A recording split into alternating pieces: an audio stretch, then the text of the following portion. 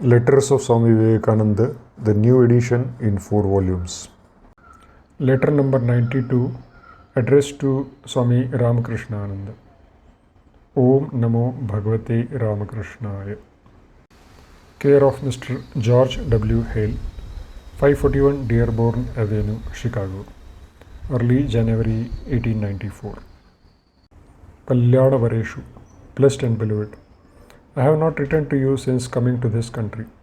However, I got all the news from Haridas Bhai's letter. It is very good that G.C. Ghosh and all of you have treated him with due care and respect. I have no wants in this country, but mendicancy doesn't work here. I have to work hard, that is, lecture in different places. In this country, as it is as hot in the summer, so is the cold in the winter. The summer is not a bit less hot than it is in Calcutta. And what to speak of the winter? The whole country is covered with snow, 2 or 3 cubits deep. In some places, even 4 or 5 cubits. In the southern parts, there is no snow. But snow is not a big thing, for it snows when the mercury stands about 32 degrees above zero. 32 degrees in Fahrenheit. In Calcutta, it rarely comes to 60 above zero, and it rarely approaches zero in England. But here, mercury sinks up to 40 degrees or 50 degrees below zero. In the north, in Canada, mercury gets frozen, and alcohol thermometers are used. When it gets too cold, then generally there wouldn't be any snowfall. But when it gets relatively warm, that is, when the mercury goes about 20 degrees above zero, then it snows. I had the idea that snowfall implies extreme cold, but it is not so. It snows on relatively warmer days. Extreme cold causes a sort of intoxication. No carriages would run, only the sledge without wheels moves by sliding. Everything gets frozen stiff. Even elephants can walk on frozen rivers, canals, and lakes. The mighty Niagara Falls, with its tremendous flow, freezes solid like marble. I am, however, doing quite fine. I was a little afraid initially, but out of necessity, I am now traveling by rail to the borders of Canada one day, and the next day to the southern parts of America, giving lectures.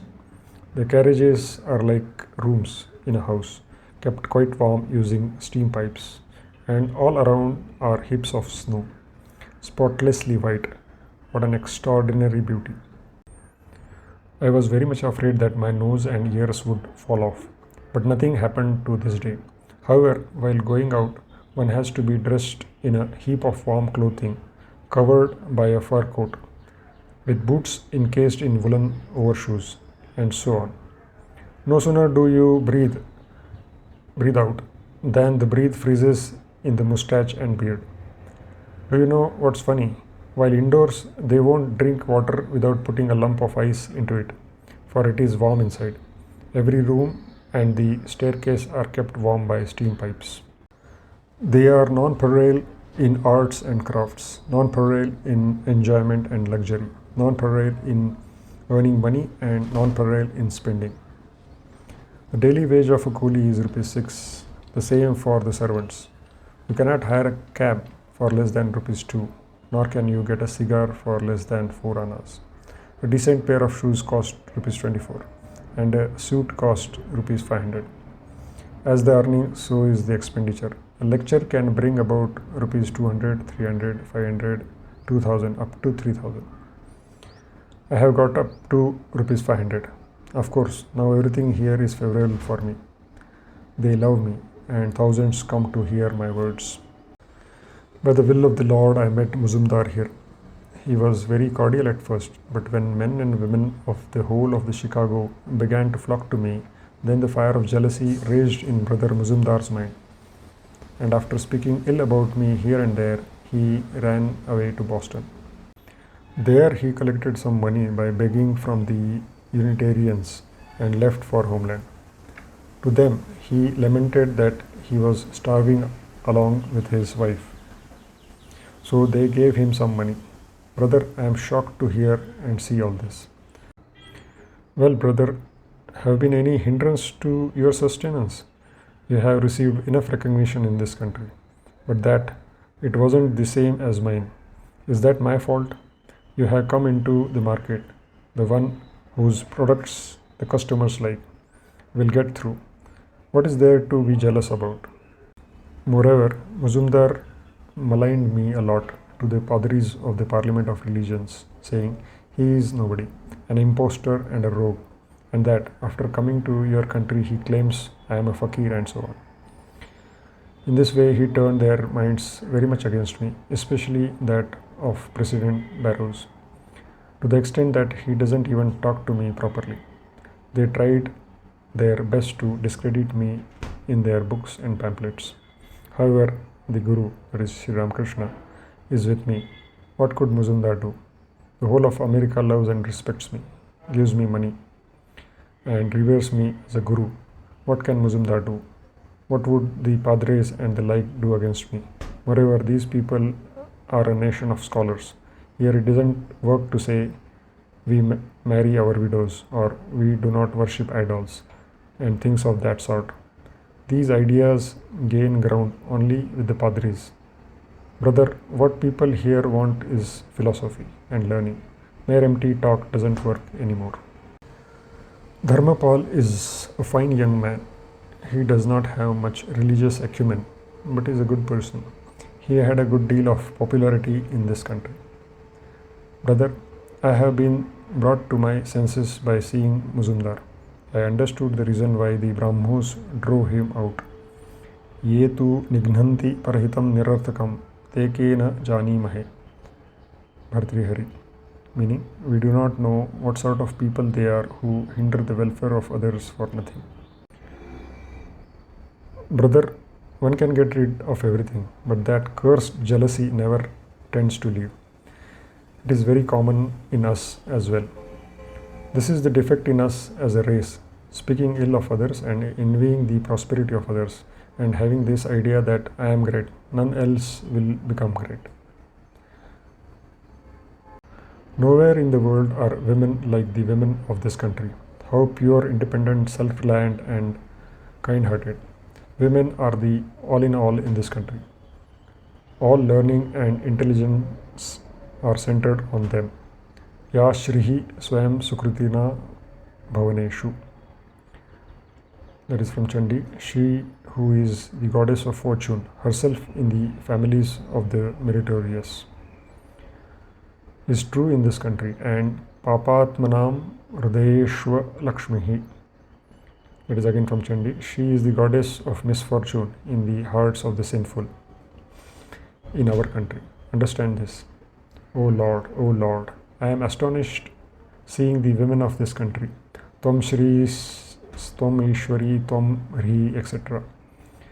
This is again from Chandi. It means thou art the goddess of fortune, thou art the supreme goddess, thou art modesty. Ya Devi Sarvabhuteshu Shakti Rupena Sanstita, etc. Again from Chandi, the goddess who resides in all beings as power. There are thousands of women here whose minds are as pure and white as the snow of this country. And look at our girls, becoming mothers even at the age of 10. Oh Lord, now I understand. Oh brother, yatra naryastu pujyante ramante tatra devataha.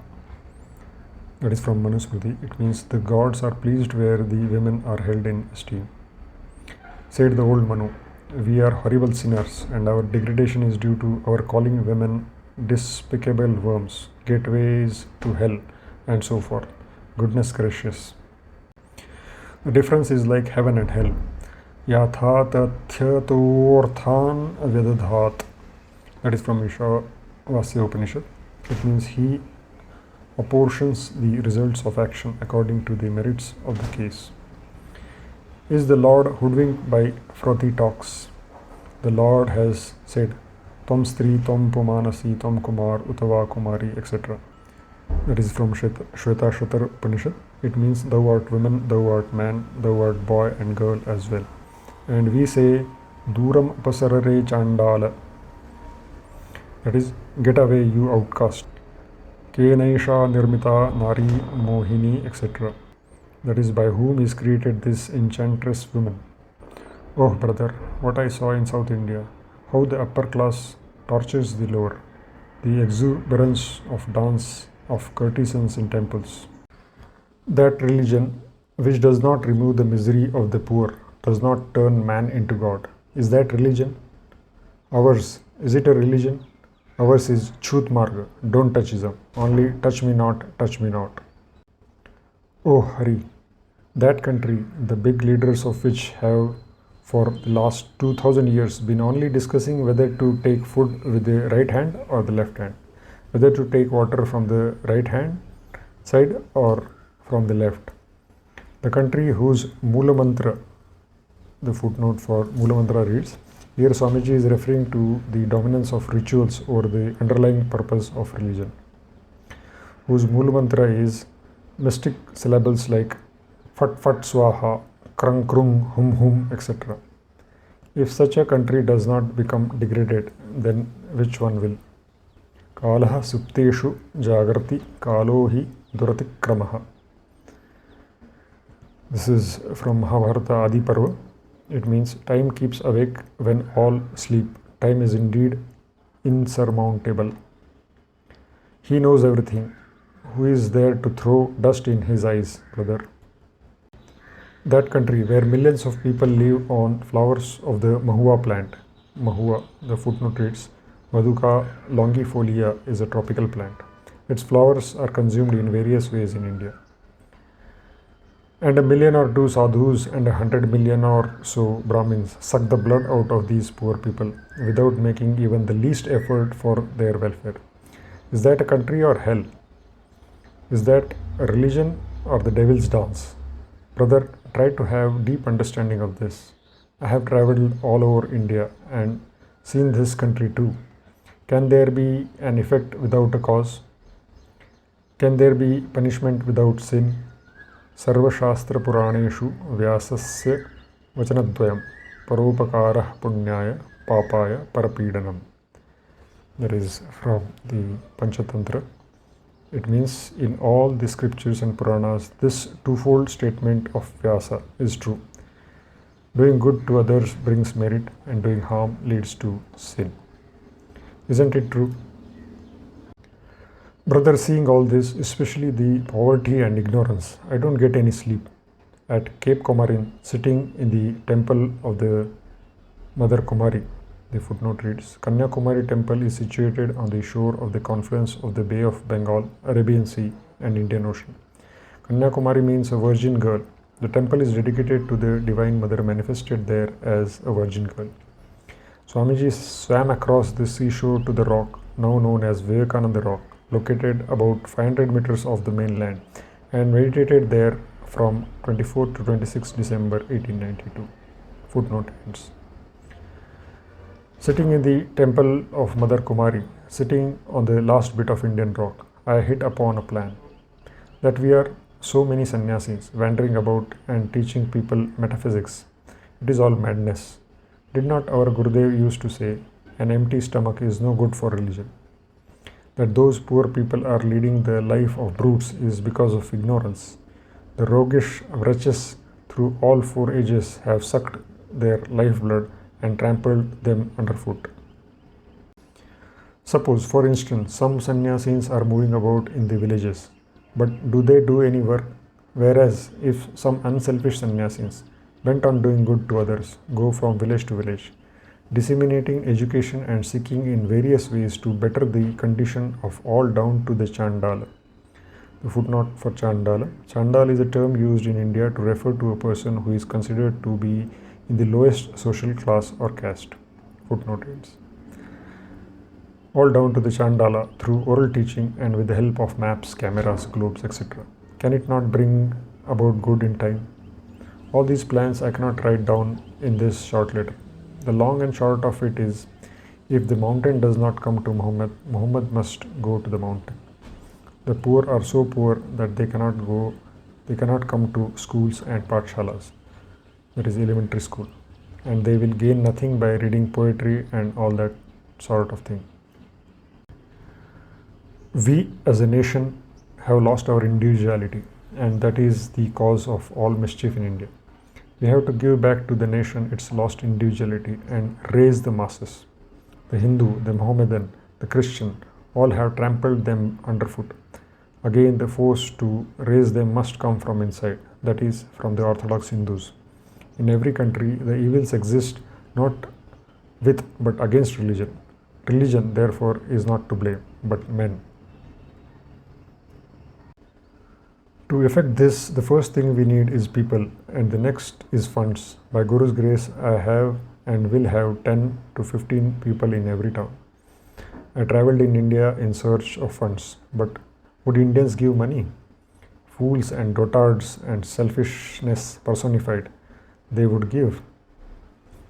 Therefore, I have come to America. I would earn money myself, then return to my country and devote the rest of my life to the realization of this one aim of my life. As our country lacks in social virtues, so this country lacks in spirituality. I am giving them spirituality, and they are giving me money. I do not know in how many days I will realize my goal.